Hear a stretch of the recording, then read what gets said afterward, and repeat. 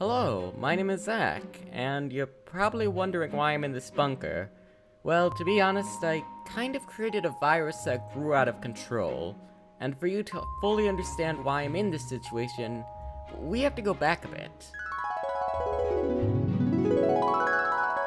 Like many of my previous schemes, it all started when I realized I had no friends, because for some reason, people didn't seem to like the fact that I was a weird talking fox.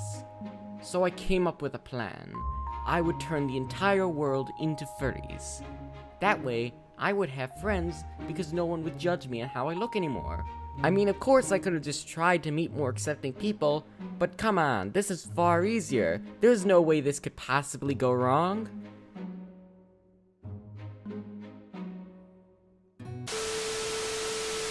The plan was simple. Using the help of a crazed scientist named Kevin, we would create a virus capable of turning anyone infected into a furry.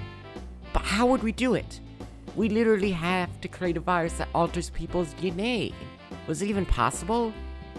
But then again, it's Minecraft, so anything is possible as long as we have imagination. So, after weeks of hard work, we had created the perfect virus known to man. A virus so powerful that it could change people. Now all we needed was a test subject. And luckily, Kevin volunteered. Wait, I did?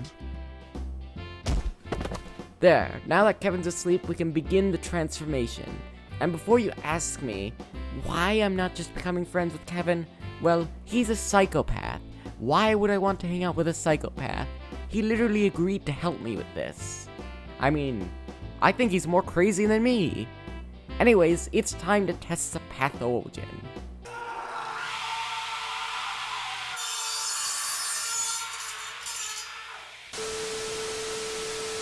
It's been about another week since I successfully turned and released Kevin back into civilization as a furry.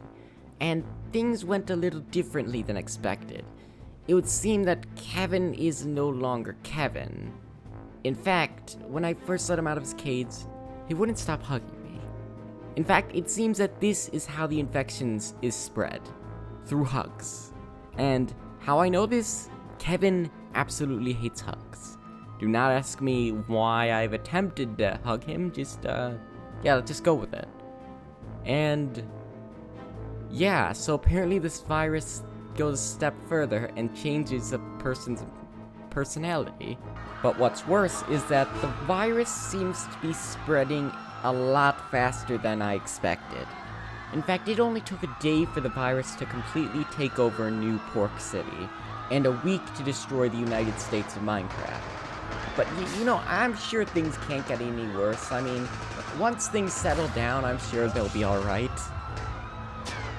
Hey, remember how I said things couldn't get any worse? Well, I was wrong. While I was out at the store gathering some supplies, I was attacked by over a dozen furries. And, things got weird. And I don't think I'm allowed to say some of those things. But, sadly, that was not the worst part. It would seem that the virus was beginning to evolve into several new variants. And each one was incredibly more dangerous. Because not only were humans being infected, but animals were too.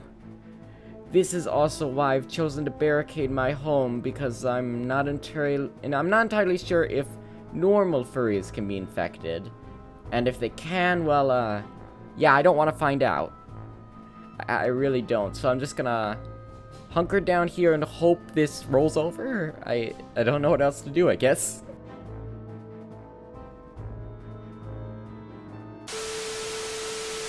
And so that's pretty much how I got where I am now. Do I regret my decision to destroy humanity to gain friends that ultimately would outcast me like before? Well, yeah, obviously. But unfortunately, the constant hugs and boops from these creatures are really starting to get on my nerves, so I am creating a solution, which I call the PathOwOgen. Basically, it does the exact opposite of the PathOwOgen and should revert everyone back to normal. At least I hope, because to be honest, I think I've learned that I prefer to be alone and that this was all useless. In fact, when this is over, I think I'm just gonna stay here, seeing as I will probably be on Minecraft's most wanted list again.